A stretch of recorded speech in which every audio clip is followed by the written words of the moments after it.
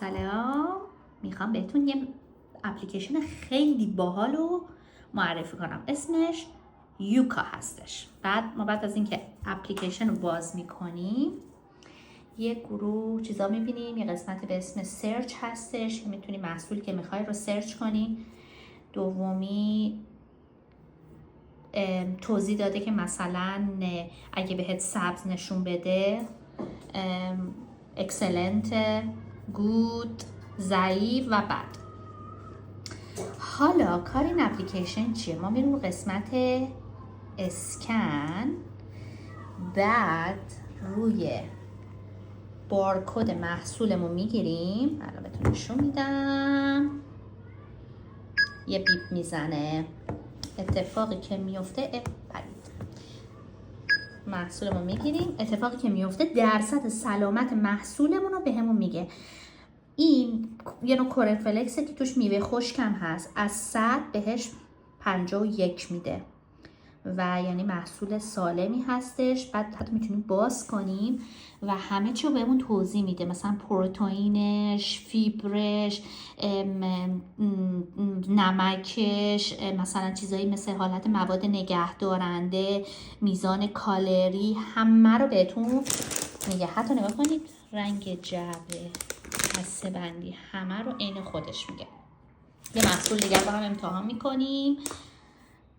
محصول بعدی ببینیم این درصد سلامتش چیه. خب این کراکر هستش، این مارکه. بعد اینم زده 51 از 100. بعد دوباره همه توضیحاتش، پروتئین، فیبر، شکر، همه چی رو قشنگ توضیح میده و میگه مثلا ضعیف ترین چیزش اینه که کمی مثلا نمک داره. و حالا همجوری چند تا محصول رو چیز میکنیم. مثلا این سوسه رو بهتون معرفی کنم. ببینید این فکر کنم خیلی سالم نباشه.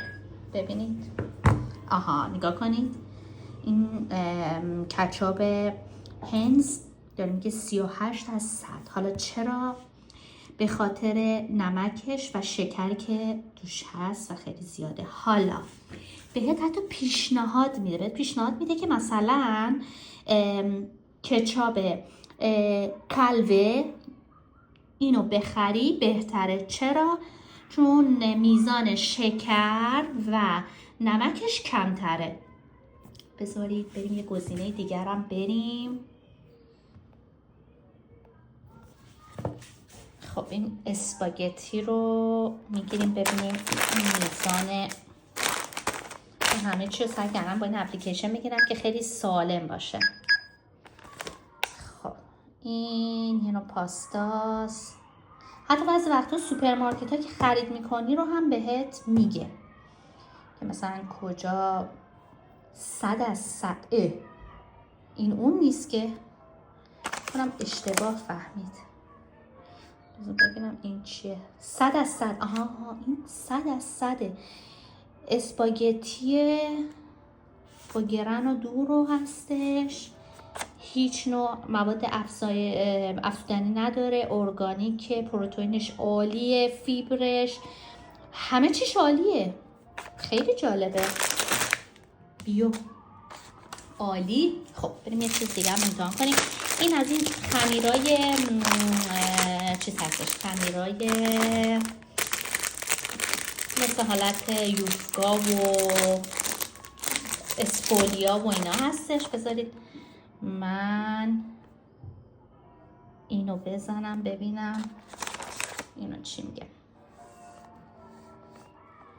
نمیتونه تشخیص بده. بچرخم دست تنهام. خب احتمالاً جواب بده. نمیده. نه دوباره اسکن. جواب داد. اینم 31 از 100 هستش. حالا دلیلش چیه؟ به خاطر خیلی چاق میکنه، چربیش زیاده، بعد کالریش زیاده، نمکش هم ولی پروتئین و شوگرش و مواد نگهدارندش بد نیست. اینم یه اپلیکیشن خیلی جالب. امیدوارم که خوشتون اومده باشه. فعلا فقط تو اروپا هست. من نمیدونم این اپلیکیشن تو ایرانم هست یا مشابهش وجود داره. اگه وجود داره لطفاً برام کامنت کنید که منم اینجا معرفی کنم. تا اپلیکیشن جدید دیگه باتون خدافظی میکنم.